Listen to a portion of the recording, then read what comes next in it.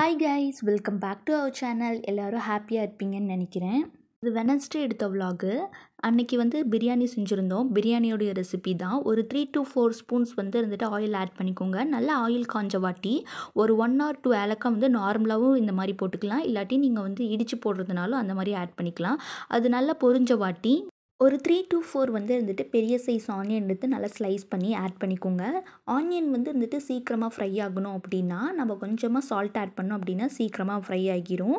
Next one இருந்துட்டு ஒரு 2 to 3 இருந்துட்டு ஒரு நல்ல பெரிய பச்சை மிளகா ஆட் பண்ணிக்கோங்க. இது உங்கள் காரத்துக்கு ஏற்ற மாதிரி நீங்கள் அட்ஜஸ்ட் பண்ணிக்கலாம். அப்புறம் ஒரு மிக்சரில் புதினா, இஞ்சி, பூண்டு இது எல்லாத்தையுமே சேர்த்து நல்லா ஃபைன் பேஸ்ட்டாக அரைச்சி ஆட் பண்ணிக்கோங்க. அதுக்கப்புறம் கொஞ்சம் புதினா இருந்துட்டு மேலே ஸ்ப்ரிங் பண்ணி விடுறதுக்கு எடுத்து வச்சுக்கோங்க. நல்லா வதக்கி ஒரு எண்ணெய் விடுற அந்த மாதிரி ஸ்டேஜ் வரும். அந்த ஸ்டேஜில் இருந்துட்டு கொஞ்சமாக இருந்துட்டு ஒரு 3 இருந்துட்டு ஒரு நல்ல பழுத்த தக்காளி ஆட் பண்ணிக்கோங்க.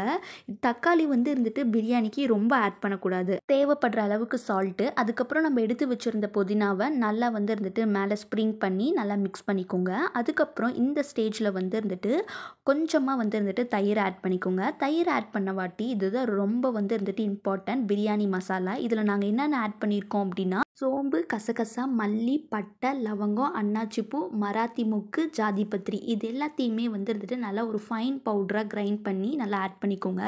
நல்லா இந்த மாதிரி எண்ணெய் மேலே வந்த வாட்டி அப்புறம் சிக்கனில் உப்புத்தூள், மஞ்சத்தூள், மிளகாத்தூள், அப்புறம் கொஞ்சமாக கறி மசால், கர்ட் ஆட் பண்ணி நல்லா மேரினேட் பண்ணி ஒரு 1 hour பக்கம் இருந்துட்டு நல்லா ஊற வச்சுருங்க. அப்போ தான் அதோட எசன்ஸ் எல்லாமே நல்லா உள்ளே இறங்கும்.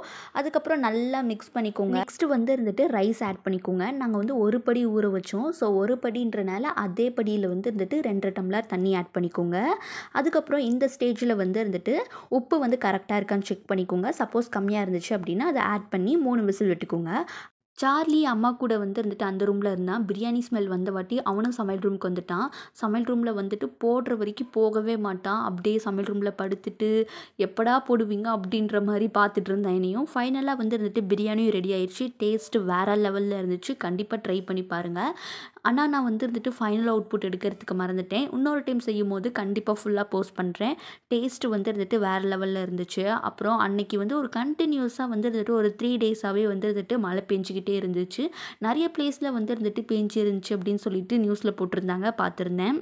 ஸோ அப்பா இருந்துட்டு 2 ஹைபிஸ்கஸ் செடி வாங்கிட்டு வந்திருந்தாரு. ஒன்று ஹைப்ரிடு, அதோட கலர் இருந்துட்டு பிங்க் கலரில் இருந்துச்சு. இன்னொன்று நார்மல் ரெட் கலரு.